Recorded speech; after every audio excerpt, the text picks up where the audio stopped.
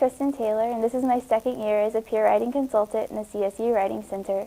Once I had a student who came in. She was a nursing major and was also an ESL student. She was working on a paper, and obviously she felt really insecure because her paper was in English and felt like she couldn't write as well as native English speakers. And so was feeling kind of scared to show me her paper. So when I started looking at it, I honestly thought to myself that it was a really good paper, and as I was trying to explain to her, I think you've done a really good job, she really wouldn't believe me and kept just going back to the fact of, well, English isn't my first language, I don't know how these certain things about the language work. So finally I just explained to her that actually I really knew where she was coming from because Spanish is my second language, and so I said, really, I'm kind of the opposite of you, and I've always known what it's felt like as learning that language to feel like I don't really speak as well as native speakers, whether it be in my classes here at college or when I've done study abroad, especially, I've known what that's felt like, to feel like I don't speak as well as the natives. So I was expressing that to her, and she kind of felt more at ease, but then I finally just decided, well, I'm just going to switch over to Spanish and see if that helps her feel more comfortable. So I ended up conducting the second half of the session in Spanish, and she started really opening up and kind of responding more to my feedback that I was giving her and my positive regard, telling her, you're doing a really good job, and don't worry about it. It happens that we don't speak as well sometimes when it's not our native language, but you're doing a really great job and your paper is really good. And so because I was able to kind of relate to her and have that empathy to show her, here's a situation and I know how you're feeling, she opened up, and I felt like it was a productive session that maybe we wouldn't have had I not had the opportunity to have that relation to her.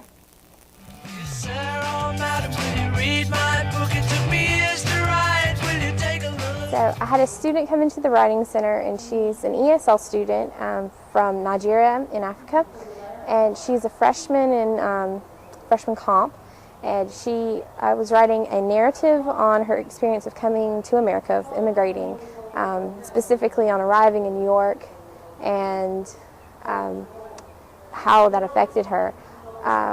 The reason she came to the Writing Center was that she had gone through a peer review session, and her peers were they wrote very scathing remarks on her paper. They were almost very rude to her, truly, and she explained to me that they had actually made her cry at one point during the session. I think they mocked her and just gave her a really hard time. A lot of it was that she was an ESL student and she worded things oddly. And the other, that their opinions didn't mesh together. And so really her purpose in coming to the Writing Center was for more of a pat on the back and a shoulder to cry on.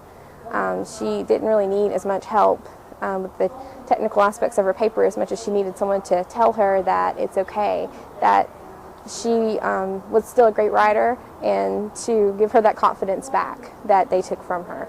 So I'm really happy that I was able, through empathy and understanding the importance of practicing emotional intelligence in the Writing Center, I'm really happy that I was able to help her and give her that confidence back. And I felt like she left with maybe some of the confidence that they had taken from her. So.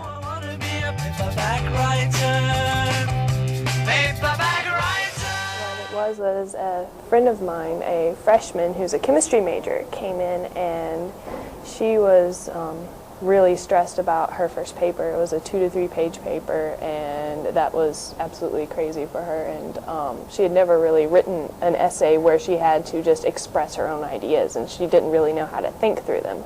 And so it was very, very intimidating to her, and she kept saying a lot of negative things like, oh no, I'm screwed, and this is going to be terrible, and I'm going to fail, and I've only got like 3 days to write this paper. And so one thing that really helped with writing her paper was that it was a topic she was passionate about, which was political correctness. And so getting her to kind of focus more on the objective, which was, okay, well, look at what's some points that are some places where you've seen political correctness that it's made you mad.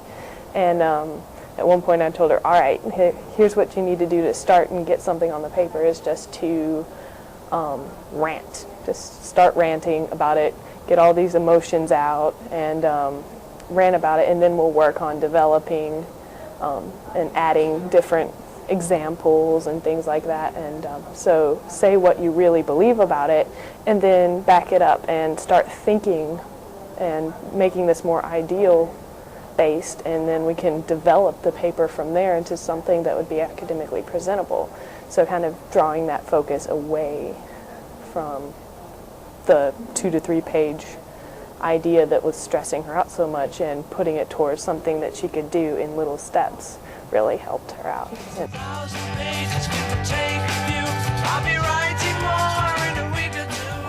Okay, we had a non-traditional student come in with an 1101 paper, and the paper that she brought in originally for a rough draft had many mistakes on it. And what I did was we corrected those mistakes, and she brought it back in a second session, and she was real nervous about that session. So what I did was I got her to calm down because she was very emotional. She was at the point of tears, and I said, look, this is part of what we do in the Writing Center, but just calm down. I'm not going to criticize your paper. I'm going to help you with the paper. And what I did was I went through the first paragraph of the paper, and I praised everything that was good about the paper. And then I told her what we could do better. And I emphasized that this was done, but it could be done in a better way. When we completed the session, she was smiling, and she felt good about the whole entire session. So this man walks into the Writing Center, and after I get him to sign in, I ask him where he'd like to sit, and he said, well, let me grab a cubicle so no one can hear how stupid I sound. And so my affective tutoring device goes off, and I take him back to a cubicle, and I realize that we have to get through this emotional problems before we can actually focus on what he's written. And so I kind of probe him, ask him some questions about what's going on with his professor, and he just goes off about how he doesn't understand the assignment, how he doesn't understand what the professor wants, how he doesn't understand how to give the professor what he wants. And it was just a very tricky paper and a very tricky emotional time for this student. And so we worked through that, and then we're finally able to get to his thesis, how he can make everything supported, doing the technical aspects of the tutoring.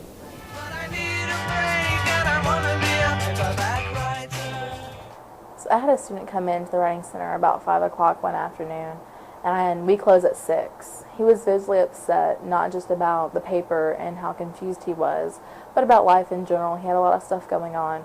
His class is focusing on pathography. They're writing about illness, and his mother's very ill, and he's recently been diagnosed with adult ADHD. So there's a lot of stuff going on, plus a wedding he had to go to, and he was concerned about what to wear to the wedding, and concerned about if the people would like him. And I happened to have known the student for about 7 years, so I knew exactly how to deal with a student, which was lucky, I guess. Other tutors might have taken it definitely in a totally different way and confused him or upset him more.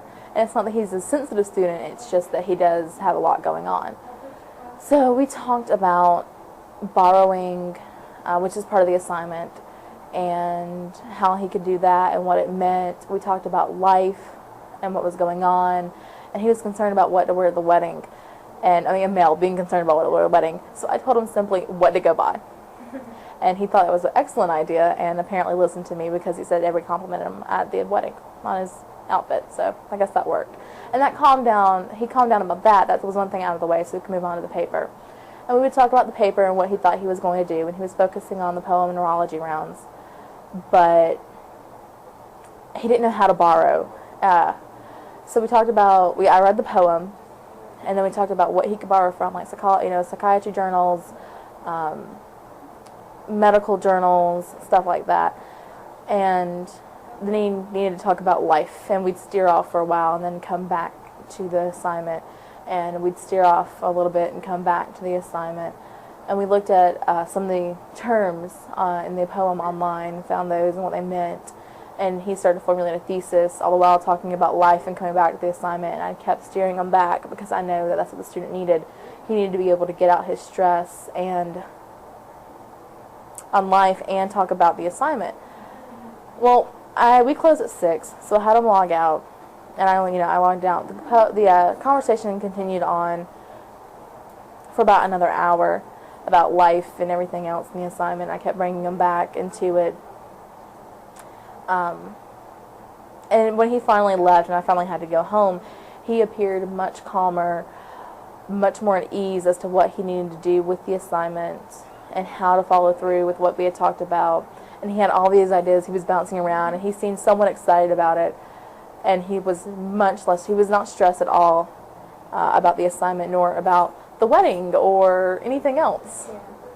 And I mean, if I had known, if I hadn't picked up on these clues that he was stressed and that he was upset, and if I had known the student, then I mean things might have turned out much differently. But I was able to calm him down much more effectively, and this has happened with other students too, where you pick up on these clues that they're stressed, and you just have to calm them down and let them talk about what's going on and what's bothering them to get them to focus on their assignment.